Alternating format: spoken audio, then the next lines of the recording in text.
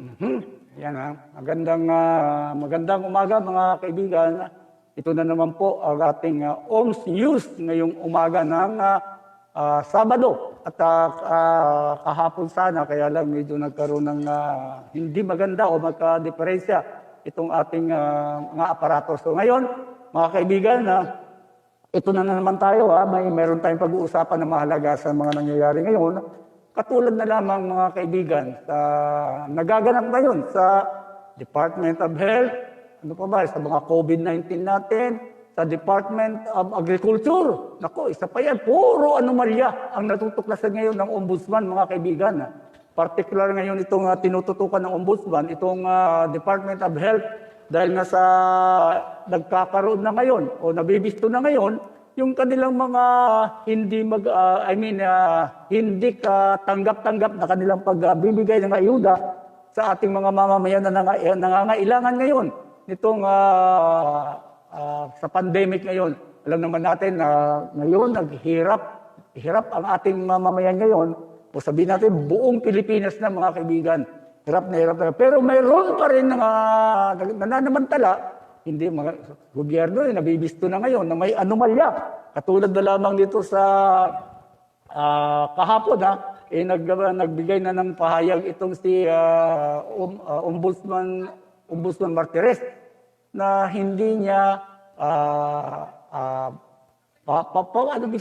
hindi niya bibigyan ng hindi siya magpapabadjing-badjing dito dahil gusto niya managot ang dapat managot, particular dito sa Department of Health, na kung saan nga ay lumalabas sa kanyang mga pahayag kahapon, ano lang pala, March pa, nagsimula na sila ng investigasyon sa Department of Health. Subalit, ang pinakamasaklap dito mga kaibigan, ay sa palagay ko naman, hindi nagsisinungaling si Ombudsman Martires na sinasabi niya, yung mga tauhan niya nagpupunta sa Department of Health para katignan o kausapin, imbestigahan ano naman nangyayari dito sa tanggapan na ito, ay pinagpasapasahan siya. Umano, dahil sa bagay, narinig ko lang naman yan kay Ombudsman Martires. Pinagpasapasahan umano yung kanyang mga tauhan ng Department of Health kung saan sila tinuturo na hanggang inabutan sila ng lockdown ng March 15. So hindi na sila nakakilos ngayon.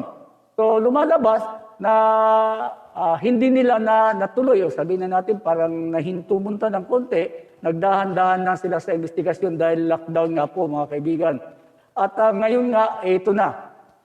Lumalabas na ano na nga itong ating nabibisto na. Dahil unang-una mga kaibigan, itong sigalot ngayon ni Dr. Tony Liachon sa DOH, na ang kanyang sama ng loob, siya ay, advisor siya sa National Task Force on COVID-19 at sinasabing ni Dr. Liachon, hindi daw umano siyang binibigyan ng, parang hindi iniintindi. Bagkus inanuan pa siya, pinagbintangan pa siya o sinabihan pa siya na siya ay hindi sumusunod sa protocol. Mga kaibigan, ang nakakapagtaka lang dito ito mga kaibigan, pakinggan nyo maigi, limi-limiin ninyo. Ang ating nararanasan pandemya ngayon ay isang pandemic na virus, di po ba? Virus po yan at doon sa pagiging sa nangyayari ngayon, dapat ang titingin dito ay mga eksperto. Ika nga sa nasabing sitwasyon, virus yan. Dapat ang inilalagay nila rito ay mga virologist, o di kaya, virologist sa epidemiologist. Mga kaibigan, ang nakakapagtaka lang dito, bakit ang nilagay ng ating pamahalaan ay puro, militar? Bakit militar? Ito ba yung ating chief ng implementer na si anong pangalan si General Carlito Galvez, mga kaibigan. Ito ba'y may karanasan bilang virologist o bilang epidemiologist? Ito mga kaibigan, dahil itong nararanasan nating virus Dapat virology ang sinasabing mga nakausap ko mga sabihin na nakakaintindi sa ganito ay ito yung nag-aaral kung anong virus pumasok sa katawan mo. Sila dapat, ano itong virus na ito na kumakalat ngayon sa atin? Samantala, kung epidemiology naman, ito yung tawag to dito madidetermina gaano karami o naapektuhan, gaano karami sa ating mga mamamayan, kung gaano karami ang naapektuhan ng mga mamamayan natin dito sa nasabing epidemya na ito na virus. Ito kasi sila kasi ang naglalabas ng datos kung gaano karami at pagsulpot itong sakit na ito ang naapektuhan. Dapat sila ang magsasabi. At isa nga dyan, sabihin na natin, kasi ang trabaho ni Dr. Liatson ay magsabi. Subalit, nakita niya kung paano ang pamamaraan ng Department of Health na walang tawag to, parang walang direksyon Ang sinasabi ni Dr. Liatson, sa pagkakamali ito ng Department of Health, sabihin natin kung pagkakamali may hindi dahil silang mga nakakaalam, sila may kaalaman dito. Ang sinasabi, ito kasing pag mali ang iyong binibigay, tama nga naman sa aking pagkuro-kuro mga kaibigan, Pag nagkamali ka ng report, maraming ang sabihin na natin mamamatay. Bakit ka mo? Ganito yan. Ang nakita ko dyan, akin sarili ko to, sarili kong kuro-kuro ko ito. Kuro-kuro in the sense dahil may nakikita ko. Kaya nagbibigay ako ng aking opinion. Opinion ko ito. Ngayon, hindi ko ito kinuha sa iba. Hindi ko ito dahil ito ang opinion ni ganito. Kaya kukunin ko. Ito opinion ni Juan. Ito opinion ni Pedro. Kukunin ko. Hindi po. Nagtingin-tingin ako. Nagbasa ako. Kahit paano naman para hindi tayo maging tanga na post lang tayo ng post na hindi natin alam. Sinasabi ni Dr. Liatson, hindi nila sinasabi ang tama. Kinachap-chap-chap-chap nila para hindi daw magkaroon ng takot o sabihin na natin mauga ang pakiramdam ng mga tao. Ito yun mga kaibigan. Kung sasabihin ni Department of Health, ang totoong bilang ay 7,000, sasabihin ng department, 2,000 lang o 5,000 lang. At sasabihin ng tao, ay, maliit lang pala. Ganun. So, mangyayari sa tao ngayon, hindi sila sabihin na natin, yung kanilang pag-iisip, hindi sila matatakot. Ay, okay lang pala, maliit pala, di ba? Pero, hindi ko sinasabi na huwag kayong mag-alala. Dahil mag-aalala ka talaga, dahil nga ito ay nakakatakot. Pero, kung ikaw iisipin mo, okay lang yan. Kasi kaya nga dumadami tayo ngayon. Nasa 28,000 na po tayo ngayon. Kaya ngayon, ang style ng Department of Health, sinasabi nila, ngayong araw ay ito lang ang na-confirm. Itong iba ay confirm yan sa mga 2 days ago. Kaya ang nangyayari niyan ay hindi nila sinasabi lahat na taliwas naman sa kagustuhan ni Dr. Liatson. Kasi doon sa hapon, noong isang araw, di ba, nagbigay ako ng aking pahayag na, teka, medyo may Owan? Bakit? Itong kasi, medyo lumalakas ang ating, yan lang natin. Yung sinasabi, si Dr. Liatson ay nagsasabi siya nung nakarang araw ko, ano ba ngayon, Sabado, Huwebes. Ito yung daan na sinasabi nila. Ito yung, pero si Dr. Liatson, ang kanyang dito, dito lang siya sa tama. Tama siya kasi gusto niya ibigay ng tama para masabi ng tao ay ito mga talaga ganito tayo na. Kaya ang ginagawa ni Dr. Liatson ngayon, para bang ang kanyang agam-agam sa kung hindi natin masasabi ng totoo dyan, magkakaroon tayo ng dadami ang ating mga mamamatay. The word, mamamatay. Yun ang sinabi niya. Kaya nga, ang inano ni General, ano ito, yung General Galvez, sinabihan na lang daw siya na mag-resign ka na lang. Ayun ang karamihan sa mga nakikita o na naririnig ko, nababasa ko sa ating mga netizens, na sinasabi nila, kung ikaw magsasabi ka ng totoo, tanggal ka. Ika nga, yun ang nangyayari ngayon. O ito ang nangyayari ngayon kay Dr. Lacson. Nagsabi siya ng katotohanan, ano nangyari sa kanya? Bigla siyang inalis sa kanyang tungkulin bilang advisor. Iyon nga mga kaibigan, ano ba ang mayroon itong mga generals? Ito, epidemic to ngayon eh. Mga generals ang nilagay doon. Kung iyan mga generals na yan, ang usapan dito ay tungkol sa peace and order, o di kaya yung ang usapan dito ay tungkol sa mga revolusyon o naman yan, yung anti-terrorism. Pabor ako dyan. Kayo ilagay dyan. Pero ganito, medicine. Bakit kayo ang nilalagay dyan? Kayo ang nagsasabi, kayo ang nagmamando dyan.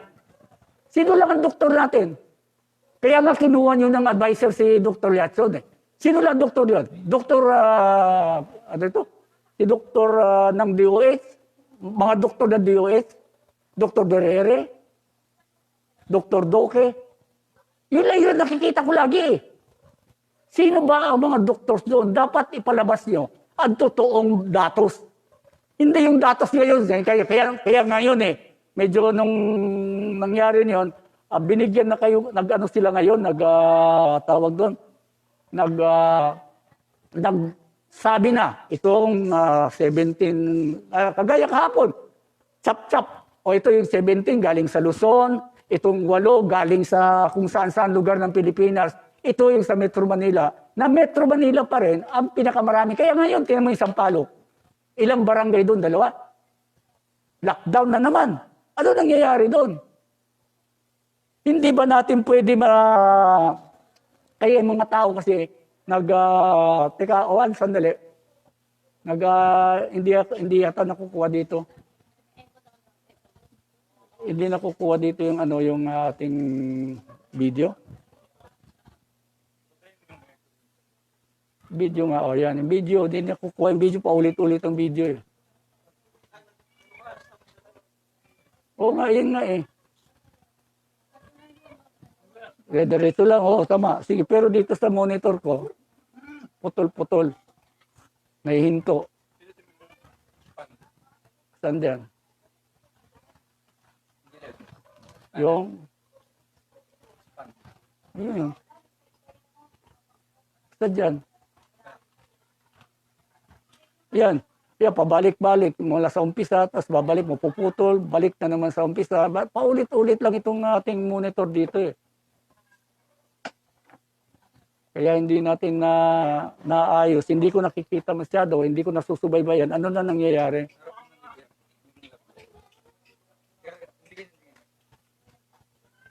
Yan, o. Tuloy lang ba yan?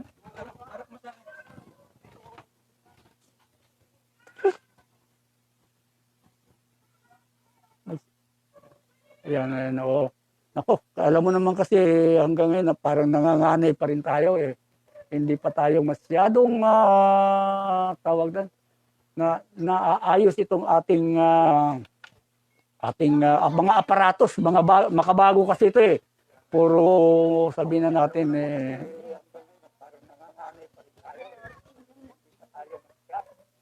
na kararating lang kasi kahapon. Kaya ngayon, inaayos pa lang masyado. Inaayos pa masyado. Ayan ha. O, saan na tayo ngayon? Sabi, uy, teka nga po si Ma'am Maria Umino Bukal. Nako, nag-i-echo daw yung mic. Ayan, yung papatay natin siya. Thank you, Ma'am Maria. Thank you very much. Ayan, Dan share. Thank you very much. Dito ako, sir, na ang problema po ay nag-i-echo pa yung mic. Ayan, nako, pasensya na po ha. Ayan, uy, tika nga pala, bago tayo magpatuloy binabati ko muna ng happy birthday itong aking ina, si Julian Marie Tuason. At siyempre, yung ang ating kumpare, si Freddy nga pala, Freddy Dolores, ang asawa ng classmate Evelyn Mercado. ay nag-birthday nung nakaraan. Pasensya na po, hindi kita nabati masyado kasi nakatalikod yung camera. Kulang pa tayo sa mga aparatos. Ngayon medyo gumanda na nga, medyo may dumating na ng mga aparatos. Kaya nangyari, nakikita ko na ngayon yung ating mga nagbe-message. Ayan na. Sabi niya, play. Yan mga kaibigan. Thank you very much sa panonood ninyo. Maraming salamat po. Ngayon, nasa na tayo? Doon na kay Duque. Yung sa mga militar na ginagawang mga tagapagsali o taga-announce. Kaya ang nangyayari dyan, parang lumalabas itong si Dr. Liacion ay epidemiology. Kasi siya nagsasabi. Ngayon, sinasabi niya, inuunahan daw yung mga authority sa pagsasabi kung ano na nangyayari. Siyempre, ano ka dito, ikaw yung tawag doon, ikaw taga-advisor ka. So alam mo na, alam niya na kung ano na nangyayari. Kaya nga ngayon, ito nung nagsalita, itong si Dr. Liacion, lumabas na ngayon. Kahit hindi pa nagsasalita si Dr. Liacion, nagkaroon na po ng mga anomalya dyan sa Department of Health. Bigyan to kayo ng sample. Isa sa pinaka-sample na napindot ko. Napindot ko ika nga doon sa aking baul. Hindi baul yun kasi bago lang yun. Yung pagbili ng PPE, mga kaibigan. Protective equipment yan ng ating mga frontliners. Alam mo, nung unang sinabi ni Undersecretary Berheri, ang amount ng nasabing mga PPE ay 1,000. More than 1,000 plus. Ditong huli na, March yata yun, nitong May, Mayo, bibili ang pamahalaan ng PPE. Alam mo magkano? 6,600. Ang laki ng tinaas. Doon ka kayo magtataka, mga kaibigan. Pwede mo sabihin na, okay, tumaas. Siyempre, nagbago. Kasi kailangan. Hindi, mga kaibigan, hindi ganun kataas ang dapat na ibigay o ipambili. Presyo. Kaya nga ngayon, bigla, bakit nagkaroon tayo ng pagkulang ng mga PPE, nagkulang ng mga face mask? Kaya nga ating mga kababayan, para kumita naman kahit papano, gumawa sila ng mga face mask na inibenta naman.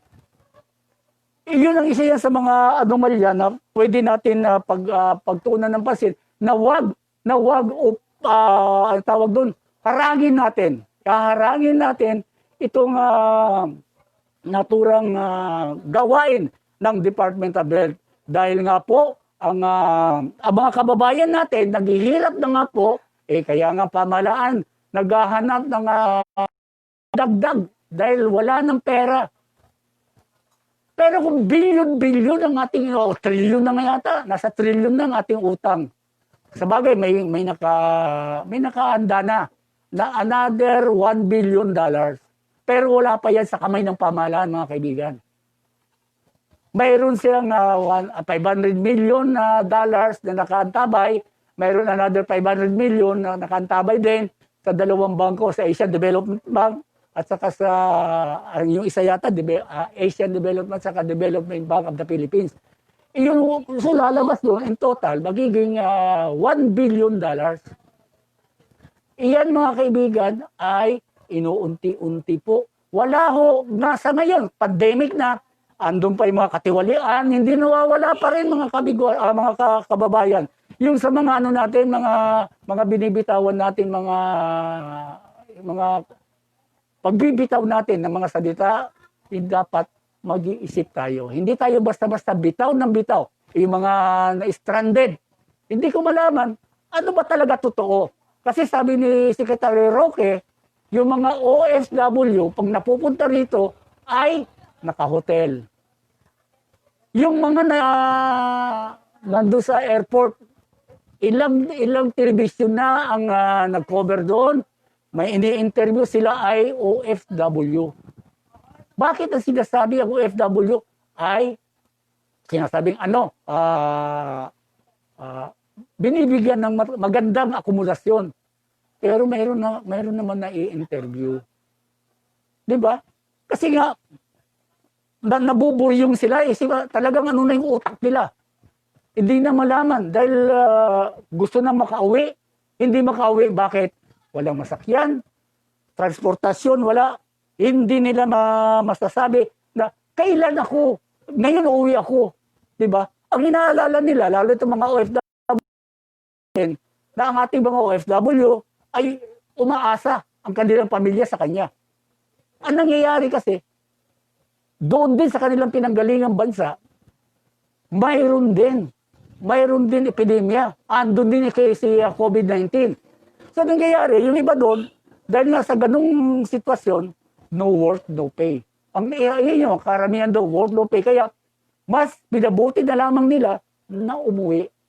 Pag uwi naman nila dito, anong nangyayari? Mayroon ba silang uuwian na maganda? Ang inaalala nila, lalo sa mga uwi. Diba? Paano mangyayari yun? Sila mismo ay nagkakaroon ng, ito na naman, nagloloko na naman ating, ayan, Ma'am Maria Omino, hello all viewers, internet followers, happy blessed Saturday. Naku, thank you very much, ingat po kayo dyan ha, si Paring Eric, Tony Hildo, ayan, si Jen Edikson Ang, thank you very much sa pakikinig, maraming salamat po, at ngayon po ay, Owan, saan ba si ating si Owan? Owan, medyo, tingnan nyo nga kasi nawawalang-wala. Ay naku, wala na ang aking assistant dito. Si Owan. Si Owan. Kasi yung, ano dito hindi parang hindi na yata tayo kumikilos, naging estatuan na tayo rito. Pero tuloy pa rin naman ang ating balitaktakan, hindi pa rin mawawala yan. Basta nandiyan lang tayo. Ayan si Pat Natividad. Pat, thank you for watching ha. Ma'am Nikaps, nako, thank you very much po. Maraming salamat po sa inyo. Ito si ating mga celebrant, nako, si Julian Marie, saka si ating si Freddy. Ano nangyayari? Wala na naman siguro. Wala na naman. Tingnan mo nga, tuloy pa rin ba? O dito sa monitor natin, medyo, kasi ang pagkakala ko, na na tayo, tawag doon na magkakaroon tayo ng John Edixon. Ito na, ang aking classmate. Ika nga, happy birthday kay kay Freddy. Hindi ginagalaw.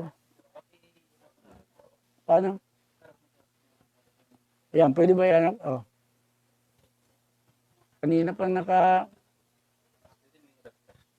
Asan ba airpods na? Asan ba dyan? Kasi mga kaibigan, pasensya na po ha. Dahil tayo ay, ano ba ito? Maliit pa lang tayo. Hayaan mo pag nito, makukuha pa rin makukuha natin yan. Bakit hindi? Magagawa natin ang paraan ito para naman mapaganda itong ating ang tawag ko, yung ating, ay nako, lumalabas, nagkakaroon ng dalawang audio. Yan, oo. Kanina Mercado, Mario Meno, yan, Casey Asanyo, nako, si Casey, nandito. Thank you, hindi pa pwede alisin mas para mas maintindihan. Medyo iangat natin ganyan. Yan, pwede na siguro yan. Kasi hindi daw yata maintindihan ang aking sinasabi. Dahil nga sa, hindi, yung mask Dahil daw sa mask. Dahil yan, pwede na siguro yan. Huwag na munang dire-diretso, classmate. Dahil medyo maano pa dito. Hindi natin, mas marami doon kay Mark ha. Ayan ha. Doon na tayo mga kaibigan, diretso na tayo doon sa ating pinag-uusapan kanina na tungkol dito sa Department of Health na alam naman natin. Ultimo mga senador, sinasabihin na si Secretary Duque na mag-resign na rin. O di kaya bumaba ka na muna sa pwesto ko. Kasi under investigation na sila. Bagamat sinasabi ng Department of Health na sila naman ay tawag doon handa sila sumailalim sa investigasyon. Yun na nga, nakikita na ano ba nangyayari. Di ba, sabi nga niya, anong sinabi ni Secretary Duque noon na clamor ng ating mga kapwa Pilipino na ihinto nyo muna, isara nyo. Bakit nagawa yan ng Vietnam? Nagawa yan ng ibang lugar, kahit na Soviet Union eh. After that, nagsara sila kaagad. Tayo hindi. Nagpapasok pa tayo ng mga Chinese. Di ba? Anong rason? Baka raw magalit ang China. Totoo ba yan? Ako magtataka rin ako. Bakit bakit magagalit ang China? Kung magalit sila, yan o. Kaya ngayon ang India, ang Vietnam, bakit ang Vietnam ay napakababa ng kanilang casualty, ang kanilang mga tinatamaan nito? To the point, halos wala na eh. Baka wala na silang, nagkakasakit. Kaso, hindi, kaya sa atin dito mga kaibigan, kahit ibaba man ng ibaba ang level ng itong pandemic na ito, hindi natin masasabi dahil naandyan pa rin. Ito kaya ang sinasabi ko, itong rapid test, hindi po ito makakatulong sa inyo. Wag kayo, sinasabi ko sa inyo, sayang. Bakit kamo? Ang rapid test ay titingnan lang kung ikaw may antibodies. Diyan makikita kung ikaw ay naapektuhan ka o naanuhan ka ng isang virus. Hindi mo matitdetect dito kung iyan man ay coronavirus, anumang virus yan, doon lang makikita na mayroon kang pumasok sa katawan mo na virus. Ito yun mga kaibigan. Kaya ang kailangan mo rin, swab test pa rin. Kasi ang swab test, ang tinutukoy noon, coronavirus. Hindi ano pa mang virus dyan. Coronavirus. Ang rapid test ay madedetermine na lang yan kung ikaw ay meron antibodies. Yung antibodies para sa kaalaman ng atin. Kasi marami sa atin na hindi gaanong naintindihan. Ito, nagbabasa ka ng libro, may kausap ako sabihin natin, mga eksperto sa ganong mga klaseng sitwasyon.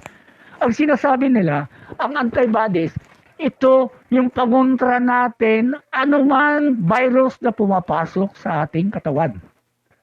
Kung napasukan ka ng virus, kikilos ang antibodies yan para kontrahin ng virus na yan.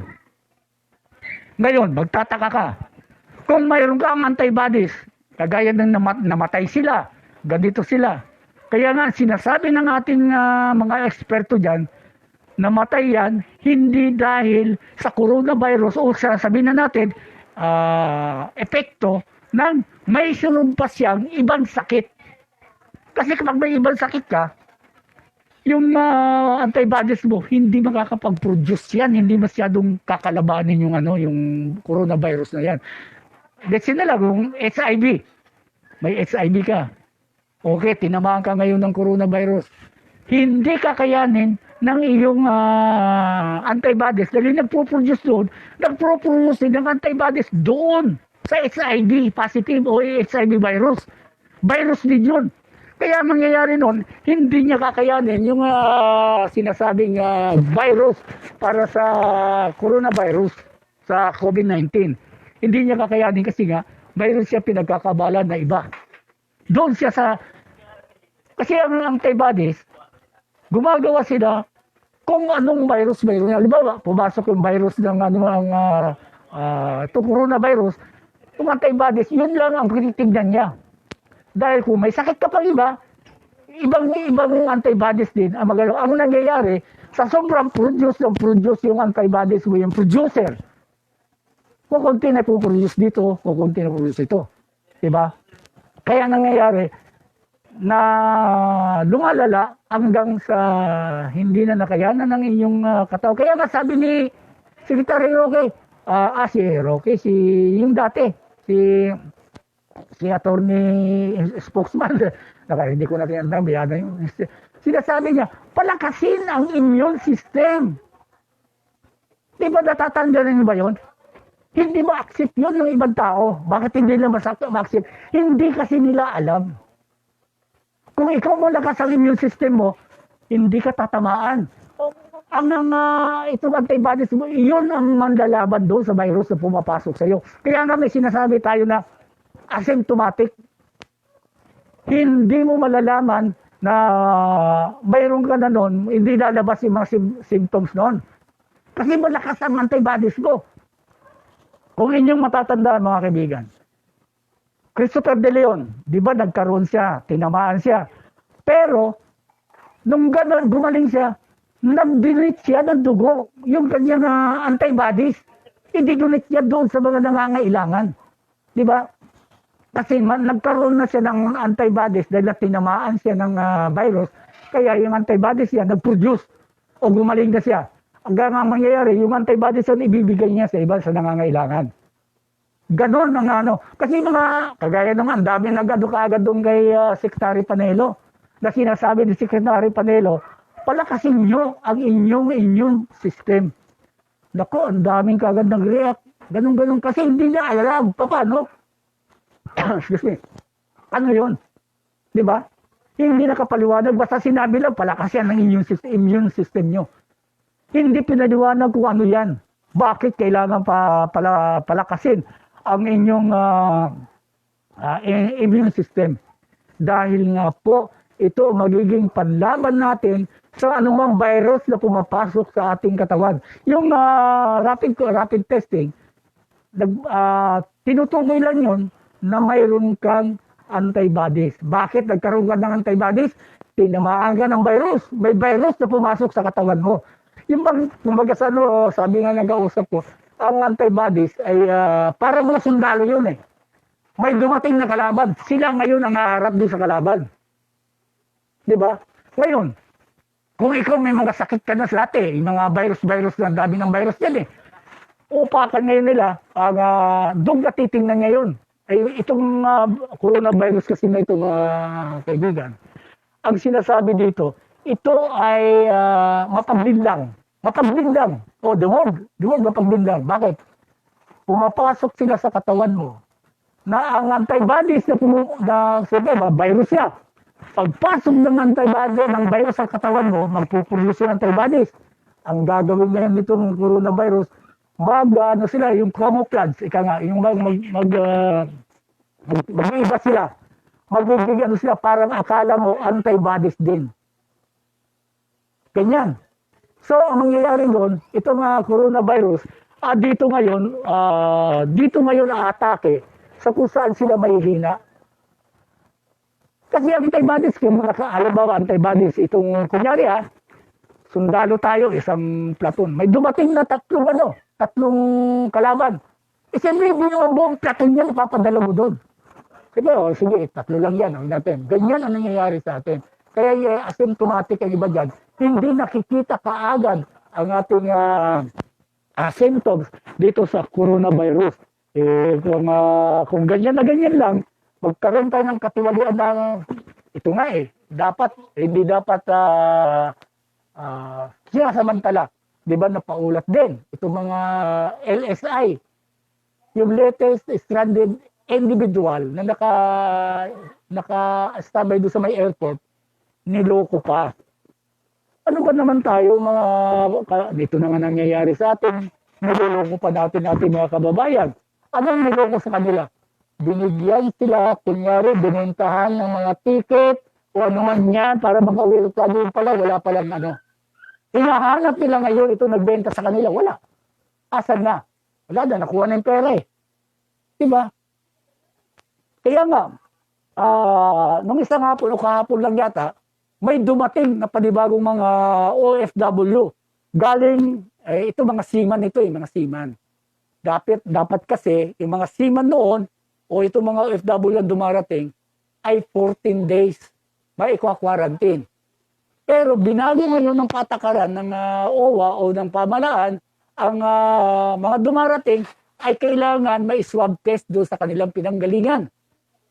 Pag negative, diretso sa Pilipinas. Negative, swab uli rito para sure, hindi na sila kwa-quarantine. Basta negative, negative, uwi na kagad sa probinsya. Kasi kaya nga nagkaroon yung ibang mga probinsya, kagaya ng sa Mindanao yata yun, o sa Marawi. Marawi, na ganito nga itsura ng Marawi, nadagdagan pa ng mga tawag to, coronavirus. Wala sila.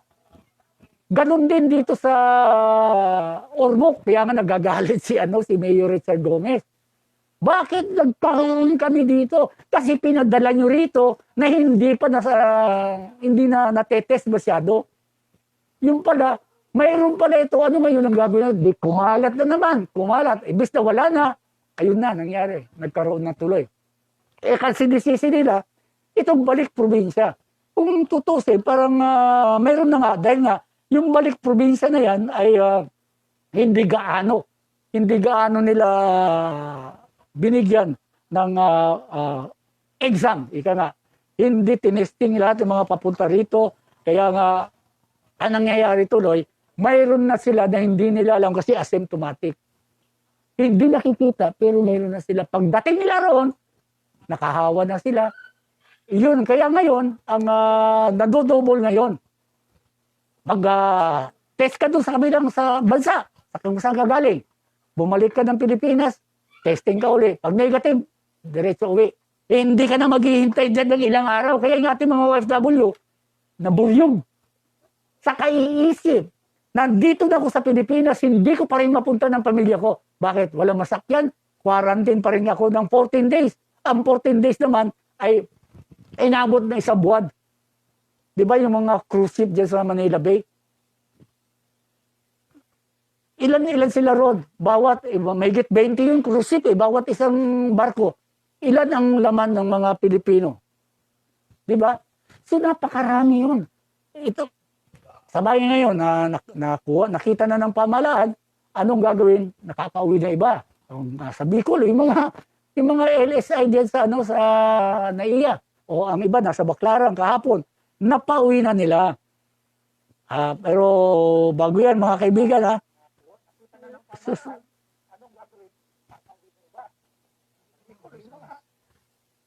ito na tayo. Bago tayo dyan, ito muna natin mga, si Ivy, magandang umaga. Ivy, thank you very much. Si Ma'am Nika, andyan pa rin. Ma'am Nika, si Aba, Ma'am Aba, good morning. Si Elias Bogs, ayan, thank you very much. Ayan. Share kita sa family ko sa Pinas. Thank you very much, classmate. Thank you very much. Yan. Tapos si Ma'am Nika sabi, Manoy, good afternoon. Si Ivy, Kuya Romy, kumusta na po? Ay, kumusta na rin, Ivy, long time no. Si Ma'am Nika, Bariomino, Nika, hello sis, sumasakit ulo ko sa pinasasagutan mo. Ala. Ma'am Nika, ano ba ginawa mo kay Ma'am Maria? Sabi niya, Aba de los Reyes, good afternoon. Ano niluto mong ulam? Nakakagutom naman. Pambira naman kayo. Nadadamay tuloy ako sa gutom dito. Si Juan Marcelo, thank you very much. Ayun, classmate. Mahal naman ang swab test sa Pilipinas. Dapat free dito sa Arceo Libre ngayon. Watching from San Mateo, very good classmate. Sabi ni classmate Maribel Jose. Kaya alam mo, classmate, ito na yan. Ito. Banggitin lang natin yan. Dahil, oo, talagang mahal dito sa Pilipinas. Actually, kung di ako nagkakamali, sa Cebu. Yung mga seaman natin sa Cebu natenga na sila ron eh. Medyo, ang tagal na nila, buwan na yata. Sa tagal na sila, bago sila iswab, ang ginawa nila, sila na mismo ang bumili ng swab test. Alam mo magkano? 8,000 pesos. Bawat isang test kit. Para lang, maswab lang sila. Pero mo, tagal na nila doon naghihintay para maswab. Walang may nagsaswab. Dito rin sa mga barko. Buti na lang, dumating yung mga taga Coast Guard. Sila ang nagswab doon. So, naswab, kahit pa paano naswab. Iyan ang sinasabi ko mga kaibigan. Yung mabuburyong isang OFW, aalalahanin niya yan. O mag-iisip siya ng kung ano, kumusta na kayo mga anak ko doon, kumusta na yung pamilya ko, walang kinakain, wala akong may padala dahil no work, no pay kami. Kaya nga, pinauwi na kami. Anong gagawin namin doon sa ibang bansa? Di ba? Kagaya yung mga napaulat natin, na-report ko rin yun. Yung ating mga OFW, namumulot sa basura para may makain. Mayroon naman OFW, pinalayas, natulong sa kalsada. Bakit? Dahil naging positive sa sa COVID-19. Yung isa pa, naku, Diyos ko po, nakakaawa. Bago siya namatay, nag-selfie muna siya, humingi siya ng tulong. Walang may tumulong. Embassy, hindi tinulungan. Naka-selfie na yun, huwag mo sabihin, hindi makikita yun. Nasa Facebook yun. Makikita at makikita nila kahit anong gawin nila dahil naka-Facebook yun. Si, anong pangalan nun? Marcelo yata? Parang gano'n, oo. Si, taga-Tagig yata siya, taga-Tagig. Ayun. Ang problema ngayon ni Ambassador doon sa Kingdom of Saudi Arabia, ito mga kaibigan na sinasabi ko, na si Adan Alonto, si Ambassador, yun ang pinoproblema niya, paano mapapauwi yung bangkay. Kaya sinasabi nga natin, kung kailan may nangyari na, sa katutulong. Bakit nung buhay pa yung mga yan, hindi natulungan? Ang problema, isa pa yan, Maynila na, nasa Maynila na, yung taga Bicol, taga Camarines sa Soryata, yung ginang na mag-a-apply sana, di ba? Ulitin mo lang para malaman natin, ma-refresh natin. Yung ginang na mag-a-abroad sana, mag-a-apply for abroad. Pumunta ng Maynila para mag-apply. Pagdating sa agency, hindi nakapasa kasi may diferensya sa baga. So para nandito na rin lang sa Manila, nag-apply ng kasambahay sa Antipolo. Siyempre, na-lockdown. Gusto niya umuwi na lang para malagaan yung kanyang 4 na maliliit na anak, maliliit mga kaibigan. Kung tagagawin natin naman siya ng kanyang mga amo, binigay ang kanyang sweldo lahat, binigay anong dapat para sa kanya, ay binigay. Kaso pagdating sa Cubao, wala talaga masakyan dahil lockdown na. Nagbaka sakali siya sa Pasay. Ito pa masaklap mga kaibigan. Naglakad from Cubao to Pasay. Bit yung kanyang mga gamit. Wala rin. Wala rin siyang masasakyan. Lockdown niya eh. Nakitulog siya doon sa yung footbridge. May mga kasama siya roon. May mga, siyempre natutulog. Siyempre dahil may karamdaman yung ali. Nakita ngayon ng kanyang mga kasamaan doon na nahihirapan ng niya. Siguro sinusumpong na. Yung mga nakakita, pumunta sa barangay. Hindi ko alam kung bakit walang barangay na pumunta. Binaliwala. Naandun lang mismo sa kanilang barangay. Ang dumating pulis. Ilang oras yun. Mga tagal na. Siguro kinabukasan. Madaling araw yun. Siguro ilang oras na naghihirap yung ali. Dinala sa ospital. Pagdala sa ospital, doon na binawian ng buhay yung ali. Kawawa, hindi niya nakita yung kanyang mga anak. Hindi siya nakita ng kanyang unang mga anak niya. Hindi niya nakita yung mga anak niya. Pamilya niya hindi niya nakita. Agad siya inilibing sa Pasay Cemetery. Bakit? Na-testing yata siya, na positive siya sa coronavirus. So, imbis na susunugin, sabi ng management ng LGU, hindi na din nangangamoy na daw. So, diretso na siya sa libingan. Iyon na nagiging kawawa sa ating mga kababayan na humingi ng tulong na hindi matulungan. Bakit? Di ba? Ang laki-laki ng ating budget. Hindi lang budget. May mga tao kayong nilagay dyan, barangay o anuman dyan. Wala bang nagtitingin sa inyo? Ito nga pinakamasakit. Pumunta na sa barangay ang kanyang mga kasama doon. Wala pa rin. Hindi pinansin nang humingi sila ng tulong. Hindi naman sila pwede magdala sa ospital. Wala rin sila eh. Diba? Pareho sila natutulog lang sa footbridge. So siguro, nalaban ng pulis, yung pulis na nagpunta. Ang nangyari, hindi na rin hindi na rin nasalba buhay. Kaya hindi ba maaalis na dito sa ating lipunan, o sa ating ngayon lang, sa ngayon sa panahon ngayon, naandun pa rin ang walang tawag doon. Hindi mga makatao na pagsasabi na natin. hindi makatao na pag-response sa ating mga kababayan na nangangailangan. Mayroon naman, hindi naman natin mawawala sa ating mga kababayan. Mayroon at mayroon yan na magbibigay ng tulong sa mga nangangailangan. Hindi maalis din na mayroon mga korupsyon. Di ba ngayon, investigasyon ngayon ng DOS, ng Ombudsman, korupsyon. Isa pang korupsyon dito. Hindi niyo ba alam na mayroon pang korupsyon sa sa mga pataba? Ano ba yung pataba? Ano pang doon? Para sa ating mga pananim. Yung pataba sa Department of Agriculture, mayroon pa rin. Ano ba yan? Kaya nangyayari, pataasan ng presyo. Yung presyo, halimbawa, nabilibutan ng 80 pesos. Ibebenta sa'yo 100. Ibebenta kukuha yung pamalaan, sasabihin 200 ito, 80 pesos lang ang isang itong urea na ito. Itong urea na pataba, fertilizer, ika nga. Ito yung pinakamura kung tutusin. Bakit? Lumalabas sa kanila na napakataas ng presyo nitong fertilizer na ito na urea. Kaya nahirapan dati. Ito dati mga magsasaka, di ba ngayon, hirap na sila. Kailan lang ang magsasaka ng kamatis. Di ba? Itinatapon na lamang. Kung sa kanila, minsan 2 piso 1 kilo. Doon sa kanila. Pero, pagdating dito sa Pasay, 30 pesos 1 kilo. Ano ba nangyayari dyan? Doon na itinatapon na doon dahil hindi na nabibili. Wala na silang pagdadalan. Dahil nga, wala nang bumibili, hindi na binibili. Kaya nangyayari, itinatapon na lamang. Ating mga sinutsikakas.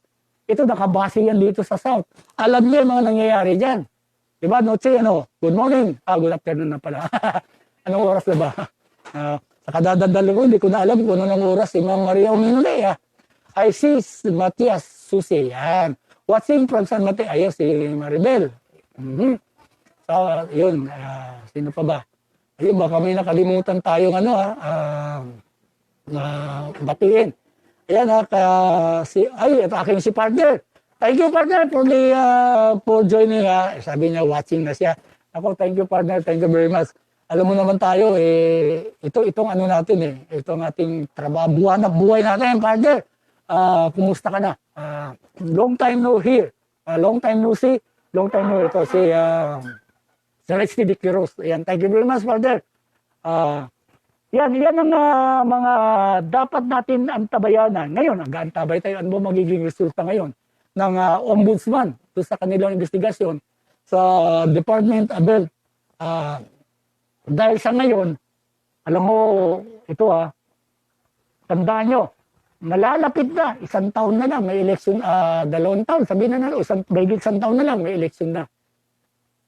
Alam nyo ba nating mga senador ngayon, nating mga politiko, pumipwesto na, nagpapakita na, nagpaparamdam na. Ngayon, nung una, wala silang imik. Walang ganyan Ngayon, ang iingay na. Bakit ka mo? Ito, nagpasa sila ng anti-terror bill, mga kaibigan.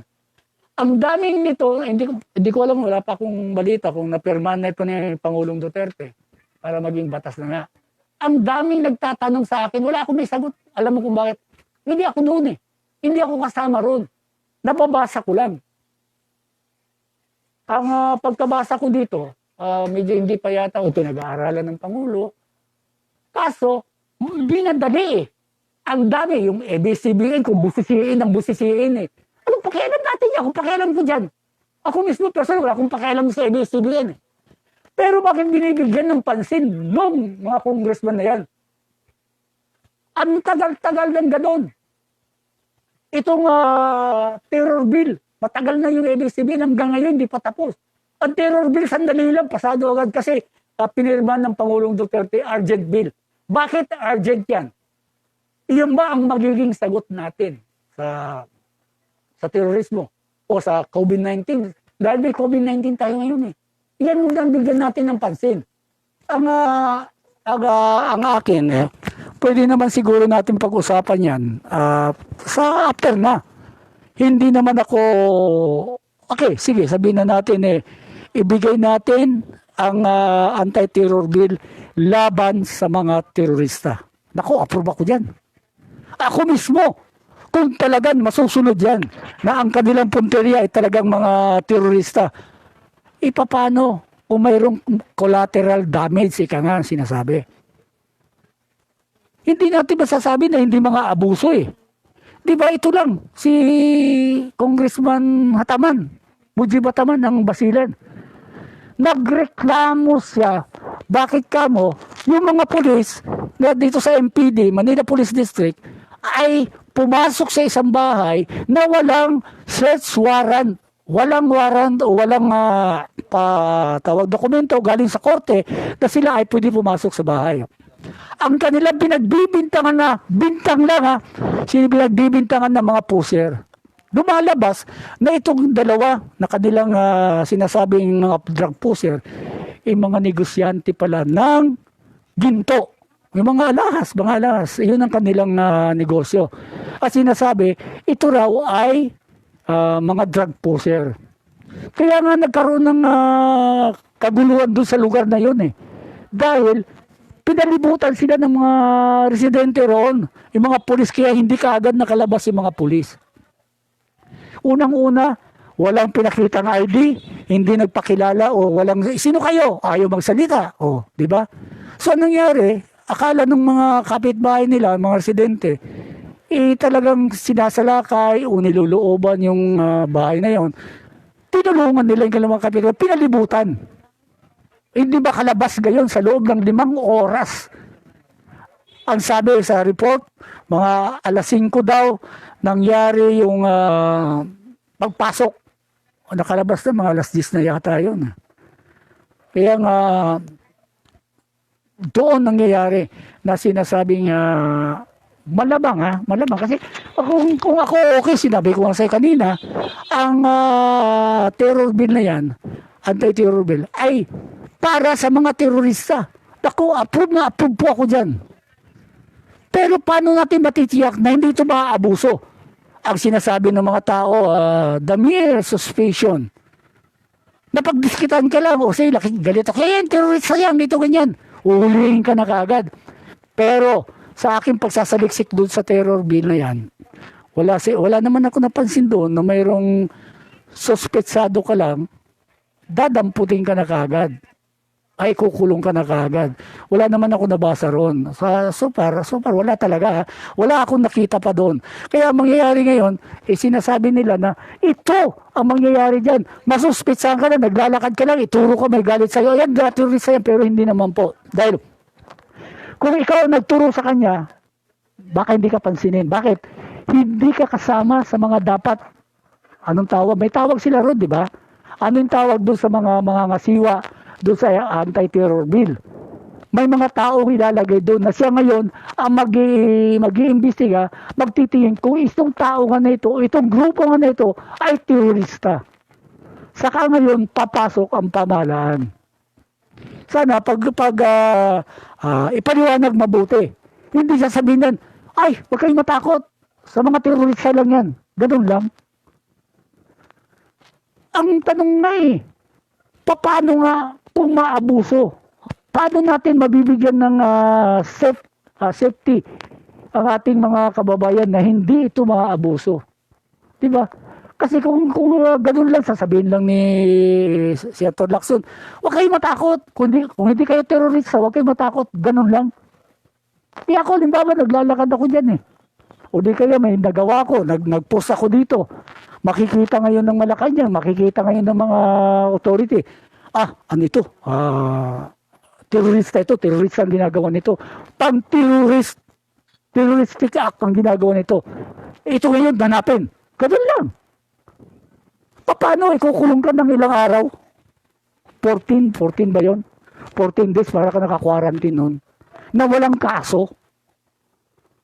Diba ang ano nga dyan sinasabi nga nila, itong si isang dean ng College of Law, ng isang malaking university sa Pilipinas, na itong anti-terror bill ay mayroon na nito. Hindi ito panibagong krimen. Hindi ito, wala na ito. Kasi nandun na ito sa revised penal code eh. Ngayon, pagpapatupad na ng kailangan. Bakit kailangan pa gumawa ng ganito? Inaando na yan. Anong mangyayari sa atin ngayon kung doble-doble ating batas? Hindi magkakaroon ng balitaktakan ngayon. Ang mangyayari kung siguro kung pawalang bisa na ito ngayon o nadagdagan. Pero hindi daw to bagong krimen. Kasi mayroon na doon eh. Kasama yan yung yung ang tawag to? Yung libel. Kasama yung sa libel, nasa revised penal code yun. Na hindi na rin ito mga bago. Na andun na sa revised penal code eh.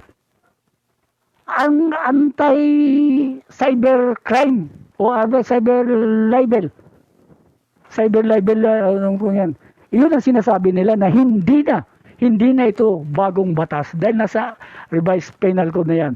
Di ba, Rizalay Capilas, thank you very much. Yung ating San Mateo girl ay si Brother Joey Nunag. Naku, thank you very much, Brother Joey.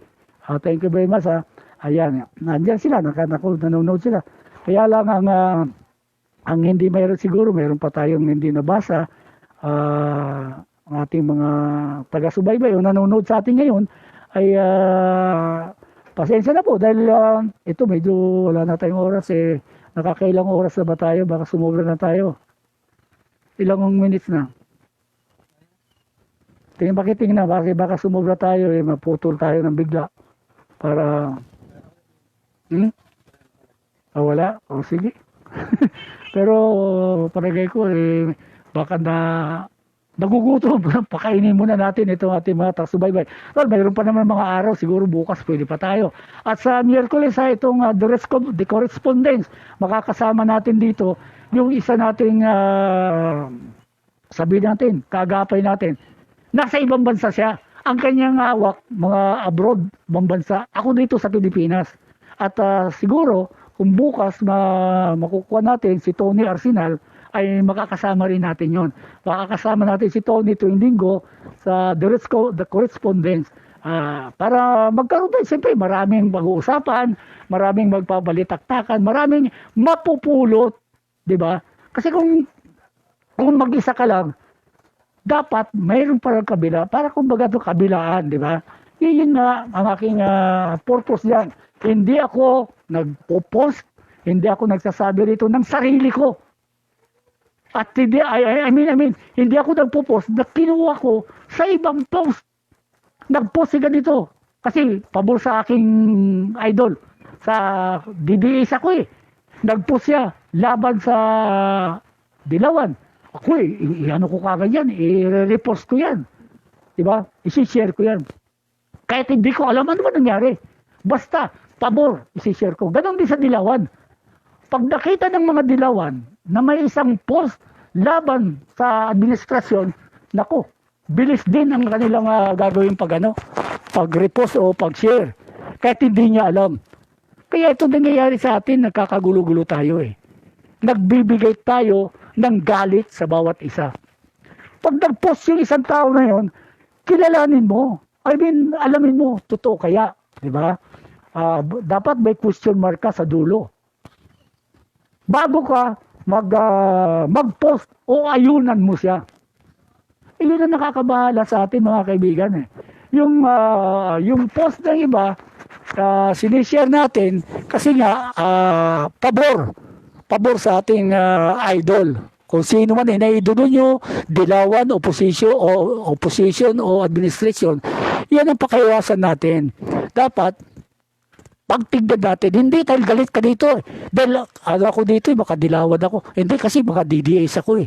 Hindi yun maganda mga kaibigan. Kaya mga Pilipino nagkakawatak-watak.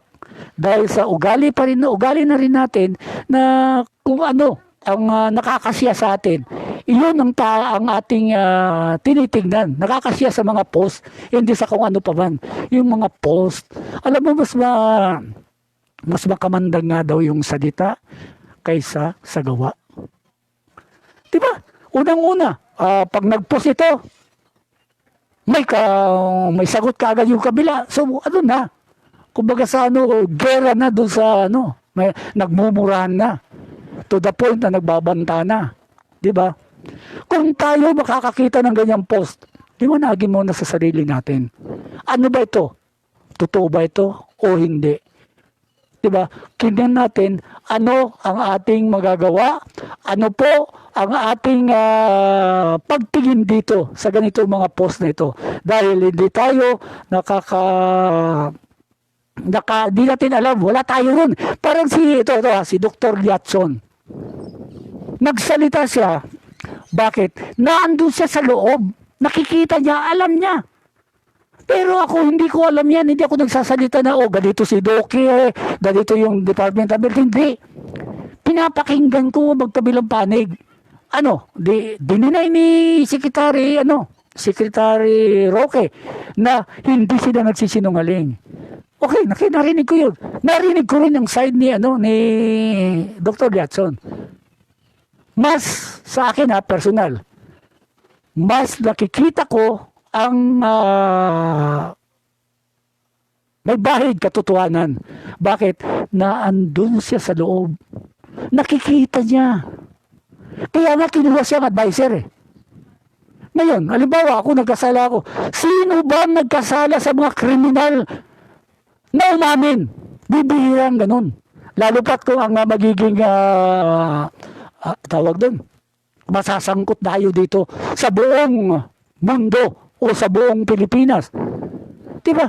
Ako nagkasala ako eh.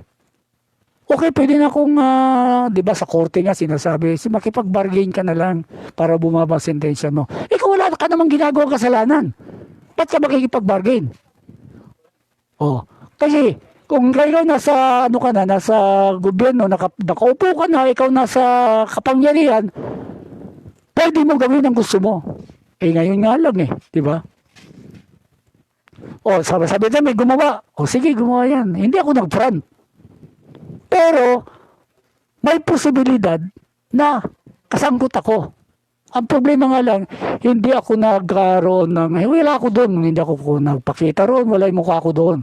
Kaya, ang sabi nga nila, huwag ka na munang magsalita kung hindi mo alam. Diba? Makakadagdag lang ng gulo ang mga sasabihin mo kung hindi mo alam. Kung wala kang alam, tumahimik ka. May nag-post yan, nabasa mo, wala mo na yan. Pero pag naapektuhan ka dahil idulo mo itong tinitira, ay may diferensya sa'yo. Ngayon, tinira idulo mo. Nagkaroon ng inupakan. Sa loob mo. Ang istorya. Di ba? Mayroon nangyayari dyan dito. Kaya mga ating ngayon ay siguro na tayo ngayon, medyo magpahinga muna tayo kasi bukas linggo. Sige, tingnan natin kung pwede pa tayo mag-broadcast bukas, pero hindi naman linggo kasi bukas eh. Ayan, namatay na naman monitor. Tingnan natin kung makakapag-broadcast tayo bukas hanggang sa susunod. Para ngayon hanggang dito muna tayo. Maraming salamat kay Annabel Kabatingan, ako friend, thank you very much. Joey Nunag, sabi ni Ma'am Maria Omena, salamat. Sabi ni Eric, thank you very much sa inyo Eric, thank you very much Ma'am Maria. Sabi niya, good afternoon, si Ruel Pangilinan, keep safe always, and God bless. Ayan. So, yan muna mga kaibigan. Maraming salamat po sa inyong pagsubaybay, sa inyong panonood. Sa muli, sabi nga nila, napulot kito kay Chip. Kung hindi tayo maghihiwa-hiwalay ngayon, paano tayo magkikita-kita bukas? Bukas man o sa susunod na mga araw. Kaya hiwa-hiwalay muna tayo ngayon dahil kailangan naman ay magpahinga tayo. Hindi naman na tuloy-tuloy ito ating pag-broadcast dahil nga may kailangan din magpahinga. Ganun din sa'yo, magpahinga din kayo yan. Maraming salamat at ito po yung lingkod muli si Manoy Romy Tuason at Saturday dapat family, bukas family day, o siyempre enjoy your family day. Maraming salamat po at good afternoon.